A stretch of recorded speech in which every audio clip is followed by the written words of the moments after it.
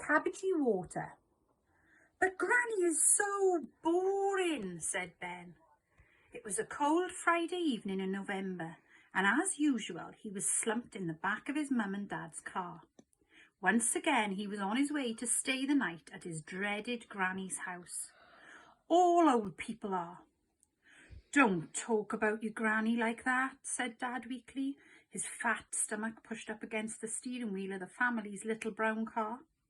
"I hate spending time with her," protested Ben. "Her TV doesn't work. All she wants to do is play Scrabble, and she stinks of cabbage."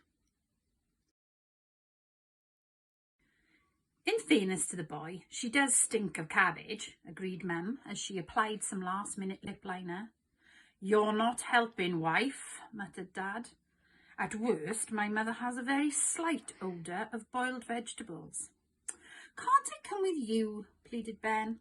"I love ball-wassy dancing," he lied.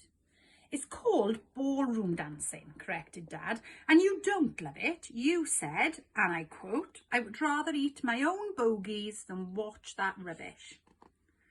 Now, Ben's mum and dad loved ballroom dancing. Sometimes Ben thought they loved it more than they loved him.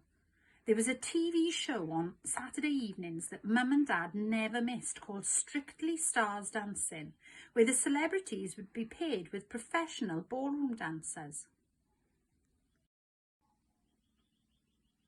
In fact, if there was a fire in their house and Mum could only save either a sparkly gold tap shoe once worn by Flavio Flavioli, the shiny tanned dancer and heartbreaker from Italy who appeared on every series of the hit TV show, or her only child, Ben thought she would probably go for the shoe.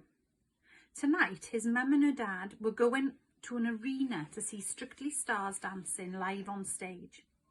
"I don't know why you don't give up on this pipe dream of becoming a plumber, Ben, and think about dancing professionally," said Mum, her lip liner scrawling across her cheek as the car bounced over a particularly bumpy speed bump. Mum had a habit of applying makeup in the car, which meant she often arrived somewhere looking like a clown. "Maybe, just maybe, you could end up on Strictly," added Mum excitedly. "Because prancing around like that is stupid," said Ben. Mum whimpered a little and reached for a tissue. "You're upsetting your mother. Now just be quiet, please, Ben, there's a good boy," replied Dad firmly as he turned up the volume on the stereo.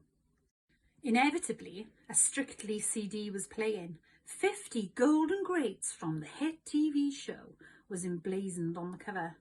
Ben hated the CD, not least because he'd heard it 1,000,000 times. In fact, he'd heard it so many times it was like torture. Ben's mum worked at the local nail salon, Gail's Nails. Because there weren't many customers, Mum and the other lady who worked there, unsurprisingly called Gail, spent most days doing each other's nails. Buffing, cleaning, trimming, moisturising, coating, sealing, polishing, filing, lacquering, extending and painting. They were doing things to each other's nails all day long, unless Flavio Flavioli was on daytime TV. That meant Mum would always come home with extremely long multicoloured plastic extensions on the end of her fingers. Ben's dad, meanwhile, worked as a security guard at the local supermarket. The highlight of his 20-year career thus far was stopping an old man who had concealed 2 tubs of margarine down his trousers. Although Dad was now too fat to run after any robbers, he could certainly block their escape. Dad met Mum when he wrongly accused her of shoplifting a bag of crisps, and within a year they were married. The car swung round the corner into Grey Close, where Granny's bungalow squatted. It was one of a whole row of sad little homes, mainly inhabited by old people. The car came to a halt and Ben slowly turned his head towards the bungalow. Looking expectantly out of the living room window was Granny, waiting. She was always waiting by the window for him to arrive. Go. How long has she been there, thought Ben, since last week? Ben was her only grandchild, and as far as he knew, no one else ever came to visit.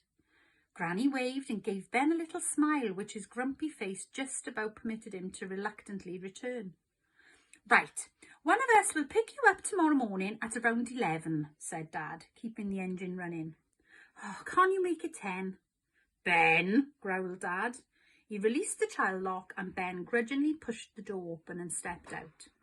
Ben didn't need the child lock, of course. He was 11 years old and hardly likely to open the door while the car was driving. He suspected his dad only used it to stop him from diving out of the car when they were on their way to Granny's house. Clunk went the door behind him as the engine revved up again. Before he could ring the bell, Granny opened the door. A huge gust of cabbage blasted in Ben's face. It was like a great big slap of smell. She was very much your textbook Granny. Thick glasses, false teeth, hairy chin, white hair, a hearing aid, a mauve cardigan, a used tissue tucked up her sleeve, the smell of cabbage, a packet of Murray Mints close by, floral print dress, tan tights and burgundy slippers. Are Mummy and Daddy not coming in? She asked, a little crestfallen. This was one of the things Ben couldn't stand about her.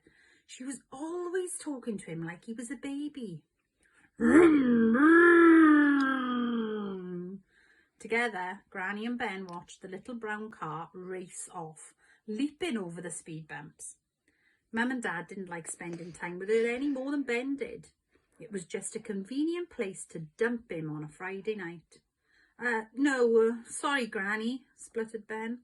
Oh, well, come in then, she muttered. Now I've set up the Scrabble board and for your tea, I've got your favourite, cabbage soup. Ben's face dropped even further. No, he thought.